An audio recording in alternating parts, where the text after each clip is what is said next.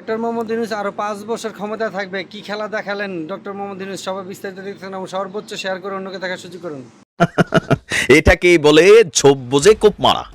এভাবে আগাই যেতে হবে। অসংখ্য ধন্যবাদ জানাই ডক্টর মোহাম্মদ ইউনূসকে। সে আসলে বাঘ, তার যে স্বভাবগত চরিত্র স্বীকার করা, ইয়েস উই আর টাইগার। আয়নায় দেখা একটা গর্জন দিয়েছে, আর এই প্রথমবার একটা ভিট্রে করেছে। এই ভিট্রেটা জরুরি ছিল। এইটাই সিস্টেম।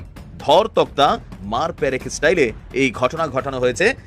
সাপও মারলো লাঠি মানে ভাঙলো না, তাদেরকে যেন জেনারেল ওয়াকার বাঁচাইতে না পারে, এটা কভার করার জন্য একটা চিকন বুদ্ধি করছে। আমরা যখন যা কিছু ভাবি আর বলি তার কিছুটা হলো বাস্তবতা দেখতে পাই পরবর্তীতে।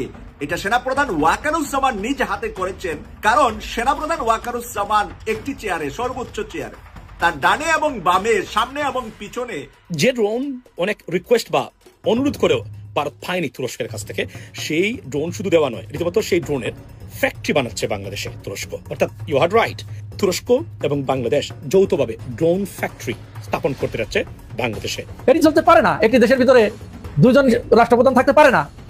আমরা এটি হতে দিতে পারি না। বাংলাদেশের জনগণ এটি হতে দিতে পারে না। অপরাধীর পরিচয় শুধুমাত্র অপরাধী। যে অপরাধীগুলো, তাদেরকে আমরা জামাইয়া ধরে রাখতে পারি না, ওদের পরিচয় একমাত্র অপরাধী। ওদেরকে আমরা ঘৃণা করি। বাংলাদেশের জনগণ ক্ষেপে ওঠার আগে, বাংলাদেশের জনগণ রাস্তায় নামার আগে, নিজেদের ইচ্ছা মতো যাচ্ছে তাই কাজ না করে, বাংলাদেশের জনগণকে আপনাদের চাকর না ভেবে বরং আপনারা জনগণের চাকর, এই মনোভাব পোষণ করে তাদেরকে আন্তর্জাতিক অপরাধ ট্রাইব্যুনালে